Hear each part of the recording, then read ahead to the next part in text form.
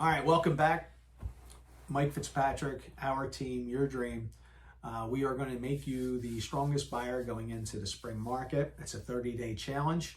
If you've already done the first 3 sessions, you know what to expect going into session 4. So we got 6 days. We're going to be covering from day 19 to day 24. Okay. And if you follow this list, you are going to be the strongest buyer going into the market when you're ready. Okay. So we're going to lead off with day 19. What happens? So we went over the offer process, how to present a strong offer and stuff like that. But what happens when my offer gets denied? What are our options? Well, we Q&A everything. We do questions and we answer everything. We find out what works, how it worked, can we replicate it? Or if we failed, why did it fail?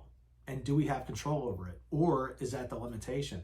Mike, we lost the offer because we're going 5% down and not 20% down. Okay, can we put 20% down? No. Oh, well, then we're stuck with the 5% then. So it all depends on what your scenario is and what your options are and what you can do. So let's say your offer does get denied. Okay? Never guess.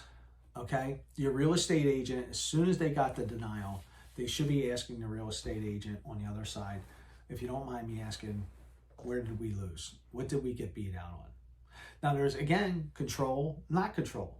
Okay? Mike, they went at 80,000 over asking. All right, we never had a shot. All right? Mike, you're only 5,000 off. I guess an escalation clause would have worked. Mike, you elected to get the inspections. Well, am I supposed to waive them? No, I can still get them, but maybe I'll put for informational purposes only. Or maybe I'll put a 5 or 10,000 cap on all inspections. Okay, so you get where I'm going with this. Your agent's going to find out why your offer was beat out. Okay, and you want to make sure they get accurate information. A lot of times, the mortgage company will also find out too, but you want to make sure that you're getting honest information and constructive criticism. Okay, so this way, when you go back to the table and you're looking at the new blueprint of what we need to do, you're going to see why your offer was denied. Now, if it gets denied again and again, and it's the same item, you really need to address it. You really need to make a change, because you're going to get the same results if you keep doing the same thing over and over again. Okay, now if it's different items that you're getting denied on, well, it is what it is on some days. Sellers sell for different reasons. Okay. All right. Day 20. Mike, if the offer gets accepted, man, what can go wrong? Seller could pass away. You accidentally co-signed on another loan. You threw your financial off, but you have control over that. But what are some of the things that you don't have control over? Home inspections.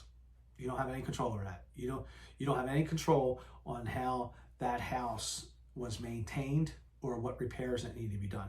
Now, you can overcome it, but when that repair comes in, you're going to have to say, do I ask the seller to get this fixed? Do I ask the seller for a credit? Or do I eat it and let's move on? Okay, so there's things that you're going to have control over and not control. So you're going to ask that real estate agent, hey, just prepare me. I'm not a pessimist, but I want to make sure that I'm not missing anything. What can go wrong with this deal when it's under contract? All right, day 21. What happens when we have the kids with us? This is important too. I have nothing against bringing kids and all that stuff.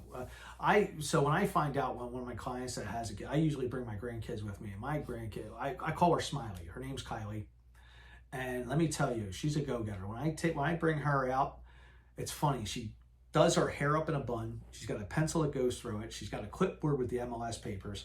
And as soon as she sees that kid, and she knows, okay, you're my client. And when we go into the house, usually when kids, they just run. No, not with my granddaughter. She's like, let's go pick out your room. And they go through. And it's funny. It's great. So this way the parents feel comfortable. Now they can, concentrate on the house and not worry about the kids. And it's just a great idea. Now, let's say you don't have any grandkids or any kids yet, okay? Coloring books, crayons, pick an area, let them go do their thing. If you have an extra iPad with games on it, let them do that.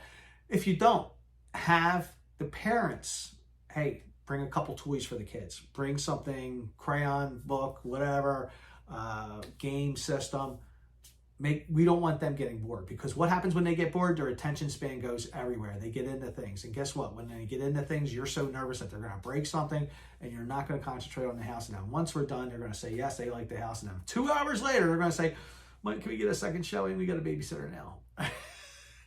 Again, I have no problem bringing kids, but for buyers too, if you have a dedicated babysitter, maybe an older daughter or older son that can watch the kids, or somebody, that would be a good plan for you guys to do.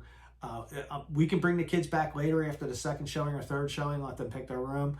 But I think for the initial showings, we have to make sure you guys are focused on the house and not any other distractions, because if you are, you're going to have questions down the line. Okay? All right. Profit first. Day 22 is profit first and financial planning.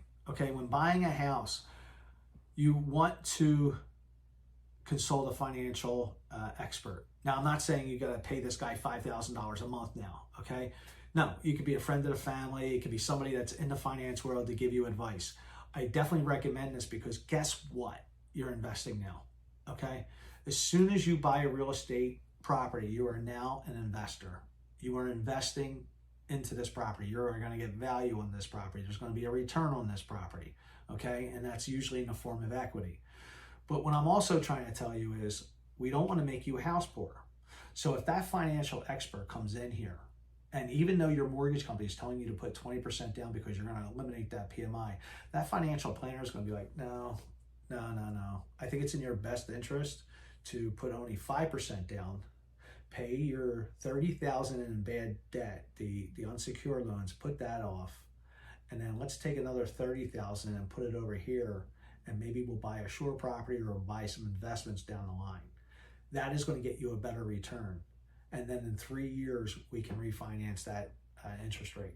They're going to tell you what to do, like you're a client with them, and they're going to instruct you on how to be financially secure going into this property. So that is something that you want to do. You can either ask family members, who do you use for a financial planner, or look them up on Facebook or whatever, interview them like you interview the real estate agent and the mortgage company. But this is somebody you definitely want in your corner, because they're going to give you options that you did not think of. Okay? All right. So day 23, from the buyer consult, we are going to go over the inspection reports. Okay? So Mike, when going through this transaction, in this third part of the buyer consult, we had all the inspections in there. There was a segment about inspections: home inspection, radon, termite, what to expect, okay? Your agent should be knowledgeable in all these areas. Now, we're not saying that they're a licensed inspector, but with all the inspections that they've witnessed, they can explain to you the process, estimate how much cost, blah, blah, blah, okay? The inspection report is not meant to scare you. Okay, yes, this guy's going to come back with a 33-page document. It's going to have pictures, and probably 1/3 of it may be negative or more, okay? But again, it's not meant to scare you. Analogy I always use is the doctor's office, okay? I used to be 260-some pounds, but I used to feel good. I go to the doctor's office, I go in there feeling great, but when I left that doctor's office, man, I feel like a used car. My triglycerides are over here, my cholesterol's all out of whack, whatever, all right? And that's not what it's meant to be. An inspection report is basically, hey, this is what's going on with this property right now. So you're going to have your good, you're going to have your fair, and you're going to have your poor and defective. Same thing with the doctor. When he does your vitals, runs your blood, he's going to say, you know what, your cholesterol's perfect, you're good. Then he's going to look at your A1C, and he's like, you're 6.5, you're a little high. What's your diet look like? I eat a lot of sugar, a lot of candy. Halloween was just last week. All right, let's kind of watch the diet a little bit, and we'll readdress it. And then he's going to go to the poor and defective things. Mike, I see a cardiac issue. We might have to do a stress test. Let's go do this. Okay, perfect. Home inspector does the same thing. New roof? Great. Okay, good. He's going to put that good. You got a 20-year warranty. You're good to go on that. But then he's going to go to the fair section, and he's going to see that hot water heater that's 16 years of age that may only last about 18 to 20 years. He doesn't see any rust. He doesn't see any leaking. He gets hot water all throughout the house. So he's going to recommend, he's like, look, it's old. It's probably going to go sooner than a new one would. Might want to budget for a new hot water heater. These are items we cannot ask for, or it's going to hurt your chances of getting the credit that you want or the repairs that you want, okay? Don't focus on these items. Start budgeting for it. You're not buying a new construction house, but at the same time, you're not buying a money pit, which brings us to the next category. So let's say that heater, the blower went. All right, these are items I want to ask for. These are items that I want done. Rule of thumb is, no offense to sellers and listing agents, I ain't using your people. We don't want you fixing it, because chances are you either probably knew about it or you didn't know about it and you weren't taking care of your house. I'm going to recommend to the buyer to bring in their people or my people to give an estimate. They give an estimate, I submit that estimate to the seller, and I'm like, wait, we don't have to get the work done? We can pay this at closing? Done deal. Chances are 90% of the time they'll give you the credit because they don't want to get the work done because it won't be beneficial for them. All right. Financial plan. Okay, so day 24. Again, this is all about planning. So day 24 is the movers, okay? Now, when I first bought a property, did I contact movers? No, I got the U-Haul, I got 5 buddies, I got a couple cases of beer and about a couple pizzas. I learned from that. It's a lot of work, and not to, let them eat and drink first. You want to get the truck unloaded and then get that in there and then sweep out the truck and get it back. Well, over the years, I'm like, I ain't doing that again. I'm in my 30s. I'm going to have movers come out. And my last move was about 2-3 years ago. Not only did I have professional movers, but I had the best movers out there, Riley and Sons, over in the Northeast Philadelphia area. I think they're 3 generations now. Not only did they come in and package everything up, bubble wrapped it, they handed me 6 colors of painter's tape. So I had green, I had red, I had yellow, and I'm like, what am I doing with this? Is this like a party gift? He's like, no, I want you to classify each room with 1 color and put that on the box. So this way we know where it goes. Oh shit, that's awesome. So when we're packing up a room, if it's decorations, well, it's going to go in the basement.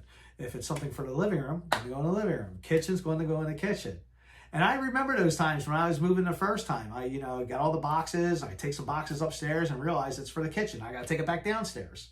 So movers. So the biggest thing with the mover is don't focus on the price. Focus on the quality that they're giving and the service that they're giving. So at the end of the day, yes, a professional move may cost you $3,000 to $4,000 compared to getting that U-Haul that may run you about maybe $200-300. Then you got to go get a bunch of people. Then you got to go get some food, refreshments. And think of all that time you just wasted, and the stress level of packing up the night before, living on the floor, and then as soon as settlement's happen, you're happy at settlement, then you got to get in the truck and then you got to go unload. It could be a long couple days. But picture getting a mover in there. Getting ready to sell my house. The walkthrough is going to happen on Tuesday. Movers come in. We're going to pack the stuff up. We're going to keep it overnight, and we're going to drop it off at the next place and then on that morning. Okay, great. So where am I going to sleep? Oh, I'm going to go to a hotel for a night. Nice hotel. Get a nice sleep. Get some breakfast. Oh, guess what? I'm not going to settlement for my property because I did a deed package. Spend a little time, maybe hit the pool. My settlement for my other properties at 1 o'clock. Get all changed. Pack up. Check out. Go to settlement. All right. Here's the keys. Oh, I get a phone call. Hold on. Oh, movers are there. They're moving in. What's the code? There you go. There's the code. They're moving in. You can go to lunch. And then when you come back, all the boxes are in there. Everything's cleaned up and you're gone. Tell me that's not worth $5,000. Tell me that. All right. So that leaves us off day 24. I'm all hyper now. I'm happy because the reason I have a big smile on my face because that's exactly how ours went. Okay. I did not go to the sale on the house that we were selling. We stayed at a friend's house, had a nice breakfast, went to settlement. By the time we got to the property, they were 3/4 of the way done. We could walk everywhere. There was no mess. Boxes were stacked. Furniture was exactly where we wanted it to be. I couldn't ask for anything more. All right. So again, this is the 4th segment of how to be a strong buyer going into the spring market. Again, this is Mike Fitzpatrick with our team, Your Dream. For any real estate questions, mortgage questions, or title questions, please reach out to us at 267-549-2505. Thanks a lot. Talk to you later.